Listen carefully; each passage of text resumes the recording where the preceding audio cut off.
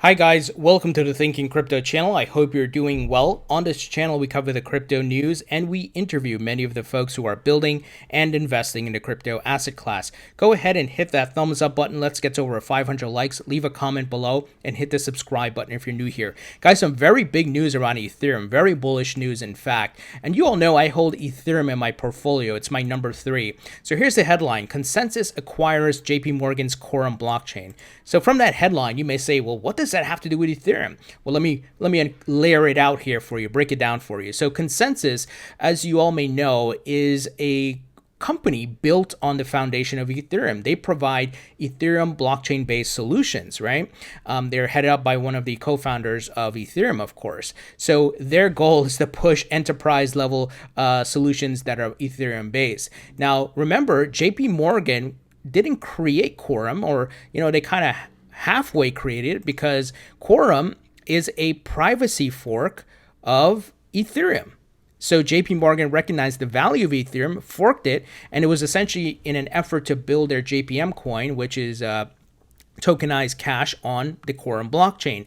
So here's a sub headline. Quorum, the enterprise blockchain platform developed by megabank JP Morgan Chase, is being acquired by ConsenSys, the Brooklyn, New York-based Ethereum venture studio. And not only an acquisition, but JP Morgan's going to be a client of ConsenSys. This is big. So in terms of how the acquisition will be integrated into the Ethereum conglomerate, from now on, JP Morgan will be a customer of ConsenSys, which is offering software support and services to projects deployed on Quorum.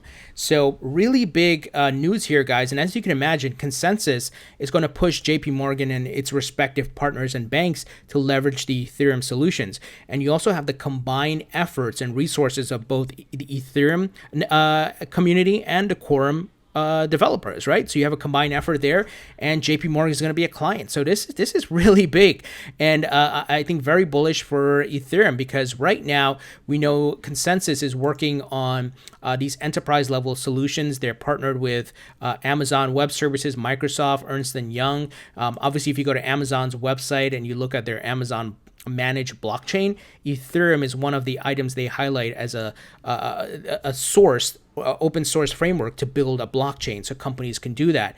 And they said Hyperledger Fabric is available today, but Ethereum is coming soon. So right on Amazon's website. We know Microsoft has been leveraging Ethereum for a while now, using Ethereum blockchain as a service through their Microsoft Azure product, and that is for enterprise level clients. So I'm bullish on Ethereum. It has the first mover advantage as a smart contract platform, and it's getting the adoption. Sure, the scalability issue has been lingering, and I believe that will be sorted out, especially when you have the likes of JP Morgan and the Quorum folks merging their efforts here. So this is pretty big. And we know DeFi is, of course, going to be big. It's version 1.0, not perfected yet, but Ethereum is a big part of that DeFi movement. So I believe Ethereum is going to do well. Many of you also know about the XRP ledger developers at Ripple working with the Ethereum developers to build an XRP Ethereum bridge. I think many of you remember that. We had covered that content, but let me pull it up here just so folks don't think I'm making stuff up, and I show you the exact information. And I'm trying to find here the Ripple Spring blog if it's available.